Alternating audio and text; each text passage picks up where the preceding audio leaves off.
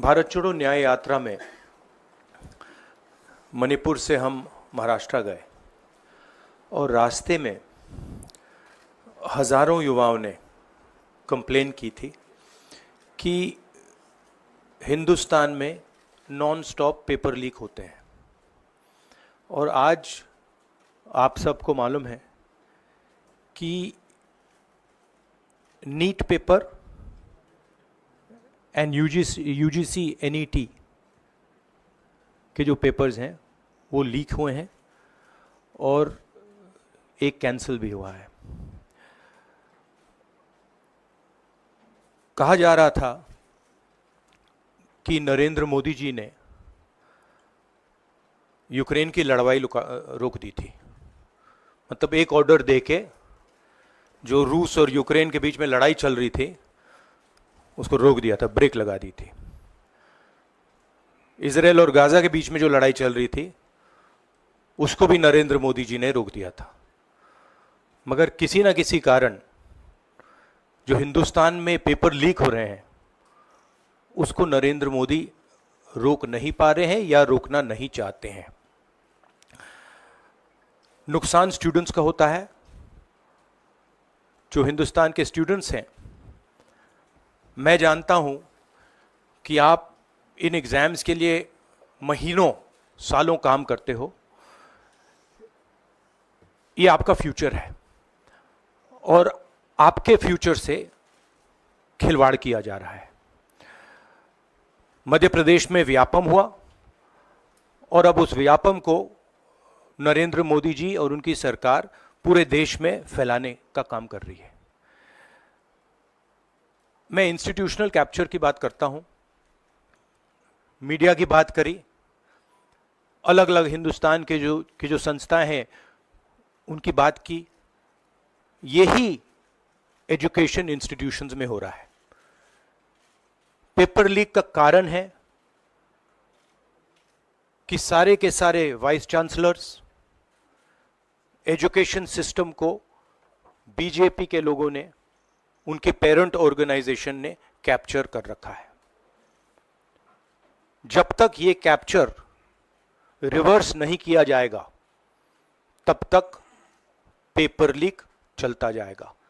इस कैप्चर को फैसिलिटेट नरेंद्र मोदी जी ने किया है और ये एक एंटी नेशनल एक्टिविटी है क्योंकि ये देश का भविष्य है और इससे हिंदुस्तान के युवाओं को, स्टूडेंट्स को जबरदस्त चोट पड़ती है।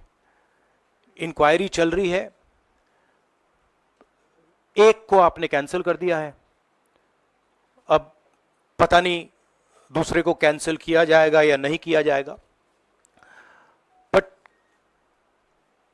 कोई ना कोई तो इसके लिए जिम्मेदार है और उनको एकदम पकड़ा जाना चाहिए और उन पे एक्शन लिया जाना चाहिए।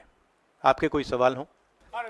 राहुल जी, चूंकि ये मामला नेशनल लेवल पे भी एग्जाम्स में हो रहा है, स्टेट लेवल्स में भी एग्जाम्स में कई जगह इस तरह के पेपर लीक की घटनाएं होती है और करोड़ों छात्रों का जीवन अधर में लटक जाता है। आपको लगता है कि एक सख्त कानून बनाने की जरूरत है संसद में कि इससे निपटने के लिए? कैसे होगा, क्योंकि छात्रों का जीवन सख्त कानून आफ्टर द फैक्ट है, वो होना चाहिए।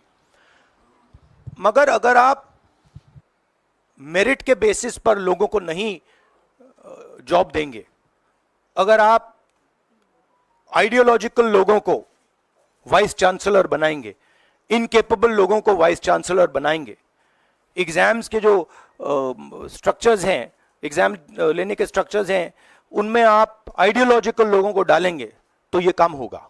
ये इसका सबसे बड़ा कारण BJP and its parent organisation ने जो कैप्चर किया है ये है। और अगर आप कल्प्रिट ढूंढना चाहते हैं तो मैं आपको बताता हूं, जिन लोगों ने हिंदुस्तान के इंस्टीट्यूशंस को डिस्ट्रॉय किया है, जो पहले ऑब्जेक्टिव हुआ करते थे, इम्पार्शियल हुआ करते थे, वो आज इम्पार्शियल नहीं है, ऑब्जेक्टिव नहीं है, आइडियोलॉजिकल बना दिए गए हैं और मीडियोकर लोगों को इन इंस्टीट्यूशंस में बैठा दिया गया है। इसका मेन कारण यह है और इसका आप एपिसेंटर देखिए। पूरा देश जानता है, युवाओं आप सब जानते हो कि इसका पहले एपिसेंटर मध्य प्रदेश हुआ करता था। वहां पे 40-50 लोगों की हत्या हुई थी, ये तब शुरू हुआ था। आप जानते हो कि गुजरात में उत्तर प्रदेश में और मध्य प्रदेश में इन चीजों का एपिसेंटर है। और आप ये भी जानते हो कि बीजेपी के लोग कहते हैं कि हमारी लेबोरेटरी मध्य प्रदेश और गुजरात है। तो लेबोरेटरी से यह काम शुरू हुआ है और अब यह काम देश में फैल रहा है और आपका इससे नुकसान हो रहा है। जब तक यह रिवर्स नहीं किया जाएगा, जब तक हिंदुस्तान के इंस्टीट्यूशंस इनके हाथों से नहीं छीने जाएंगे और इफेक्टिव, ऑनेस्ट, इम्पार्शियल लोगों के हाथ में नहीं जाएंगे, तब तक ये होता रहेगा। और मैं आपको बता रहा हूं, जब तक बीजेपी रहेगी ये बढ़ता जाएगा।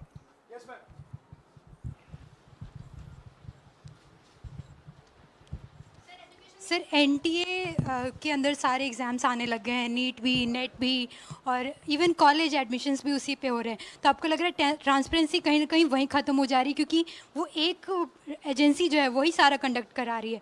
तो आपने पार्लियामेंट में इस मुद्दे को उठाने को सोचा है कि एनटीए को कहीं ख़त्म करने की ज़रूरत है या बदलाव करने की ज़रूरत है? नहीं, देखिए, अगर हिंदुस्तान में बहुत सारे ऑनेस्ट लोग हैं, बहुत सारे ऑब्जेक्टिव लोग हैं, अगर ऑब्जेक्टिव लोगों को, ऑनेस्ट लोगों को आप ये काम दोगे, पेपर लीक नहीं होगा। अगर आप मीडियोकर लोगों को राजनीतिक बेसिस पे, आइडियोलॉजिकल बेसिस पे चुन के करोगे तो ये काम होगा। और ये मैं कह रहा हूं, दोहराता जा रहा हूं कि हर हिंदुस्तान की हर संस्था को कैप्चर कर रखा है, लीगल सिस्टम को, ब्यूरोक्रेसी को, इंटेलिजेंस एजेंसीज को, इन्वेस्टिगेटिव एजेंसीज को, एजुकेशन सिस्टम को।